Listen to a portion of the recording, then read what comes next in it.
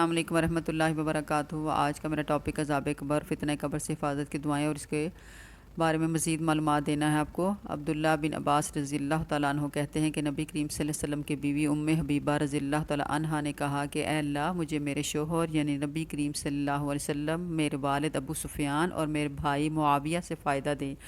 تو نبی کریم صلی اللہ علیہ وسلم نے فرمایا، تم نے اللہ سے مقرر شدہ مدتوں اور گنے چنے ایام اور تقسیم شدہ رزق کا سوال کیا ہے۔ ان میں سے کسی چیز کو وقت مقرر سے مقدم یا وقت مقرر سے مؤخر نہیں کیا جاتا، اور اگر تم اللہ سے سوال کرتی کہ وہ تمہیں آگ کے عذاب سے یا قبر کے عذاب سے پناہ دے تو وہ بہتر و زیادہ افضل ہوتا۔ یہ صحیح مسلم کی حدیث نمبر 6770 ہے۔ عذاب قبر سے پناہ کی دعائیں ہیں: نعوذ باللہ من عذاب القبر، کہ ہم قبر کے عذاب سے اللہ کی پناہ چاہتے ہیں۔ یہ صحیح مسلم کی حدیث نمبر ہے 7392۔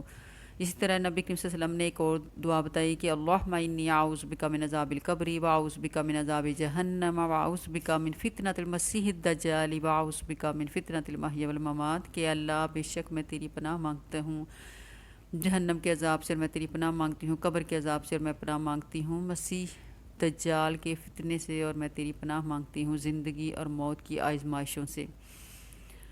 اس کے علاوہ ایک اور تیسری دعا میں بتانے لگی آپ کو: اللہم انی اعوذ بک من الکفر والفقر وعذاب القبر، اللہم انی اعوذ بک من الکفر والفقر وعذاب القبر، کہ اللہ میں کفر سے، فقر سے اور قبر کے عذاب سے تیری پناہ مانگتی ہوں۔ یہ صحیح سنن نسائی کی حدیث نمبر ہے 5465۔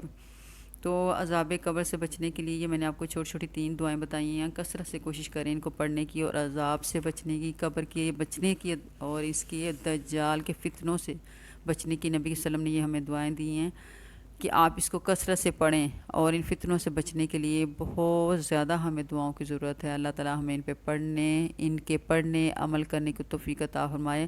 اور اس کے بارے میں آپ جو میرا مین ٹاپک ہے قبر کو مت بھولو، اس کے بارے میں بتانے لگی ہوں کہ حضرت ابو سعید رضی اللہ تعالیٰ عنہ بیان کرتے ہیں کہ ایک دن نبی کریم صلی اللہ علیہ وسلم نے نماز کے لیے مسجد میں تشریف لائے، اور آپ صلی اللہ علیہ وسلم نے دیکھا کہ بعض لوگ کھل کر ہنس رہے ہیں۔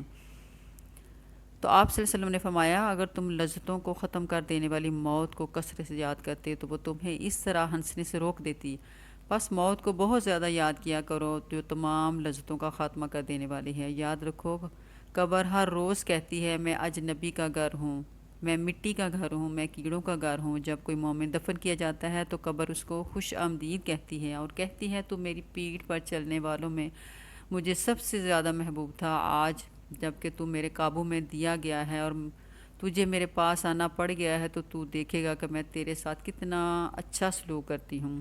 حضور صلی اللہ علیہ وسلم نے فرمایا، پھر اس مومن بندے کے لیے قبر تحت نگاہ وسیع اور کشادہ کی جاتی ہے، اور اس کے لیے جنت کی طرف ایک دروازہ کھول دیا جاتا ہے۔ سبحان اللہ۔ اور جب کوئی نافرمان بندہ دفن کیا جاتا ہے تو قبر اس کا برا استقبال کرتی ہے، اس پر لعنت و ملامت کرتی ہے، اور کہتی ہے تو میری پیٹھ پر چلنے والوں میں میرے لیے سب سے زیادہ ناپسندیدہ آدمی تھا۔ استغفر اللہ۔ اللہ ہمیں قبر کے عذاب سے بچانا۔ آج جب کہ تو میرے قابو میں دے دیا گیا ہے اور تجھے میرے پاس آنا پڑ گیا ہے تو دیکھے گا کہ میں تیرے ساتھ کیسا برا سلوک کرتی ہوں۔ اللہ ہم سب کو اس سے بچائے۔ حضور صلی اللہ علیہ وسلم نے فرمایا، پھر قبر اس کے لیے تنگ ہو گئی اور اس کو کھینچنے لگی، یہاں تک کہ اس کی پسلیاں ایک دوسرے میں گھس جائیں گی۔ یہ فرماتے ہوئے آپ صلی اللہ علیہ وسلم نے ایک ہاتھ کی انگلیاں دوسرے ہاتھ کی انگلی میں پیوست کر کے بتایا۔ تو اللہ تعالیٰ ہمیں قبر کے عذاب سے بچائے اور اس کی فتنوں سے بچائے۔ تو کوشش کریں کہ اپنے آپ کے فوراً جب بھی آپ نماز پڑھیں آتے جاتے کثرت سے عذاب قبر سے پناہ مانگا کریں۔ اس کے بعد فرمایا کہ اس پر 70 اسلحے مسلط کر دیے جائیں گے، ان میں سے ہر ایک اتنا زہریلا ہوگا کہ وہ زمین پر پھونک مارے تو اس کے زہر کے اثر سے زمین کبھی کچھ پیدا نہ کر سکے گی۔ استغفر اللہ۔ اتنا اس میں یہ دیکھیں اس عذاب کی اتنی سخت کیفیت ہوگی کہ وہ زمین کچھ بھی پیدا نہ کر سکے گی۔ پھر جب یہ اسلحے اس کو ڈسیں گے اور نوچیں گے، اور ایسے ہی ہوتا رہے گا یہاں تک کہ اسے اللہ کے سامنے حساب کے لیے پیش کر دیا جائے گا۔ اس کے بعد رسول اللہ صلی اللہ علیہ وسلم نے فرمایا، قبر آدمی کے لیے جنت کے باغوں میں سے ایک باغ ہے اور جہنم کے گھوڑوں میں سے ایک گھڑا۔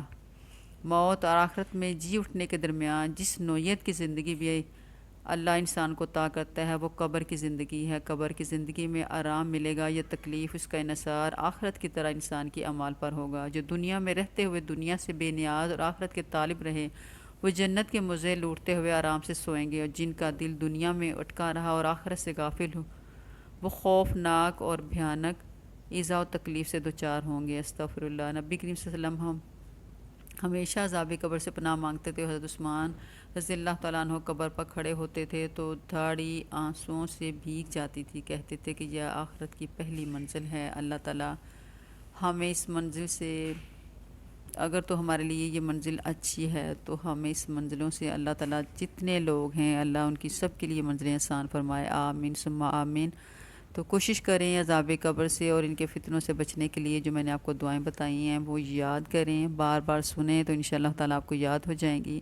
دعاؤں میں یاد رکھیے گا۔ السلام علیکم ورحمۃ اللہ وبرکاتہ۔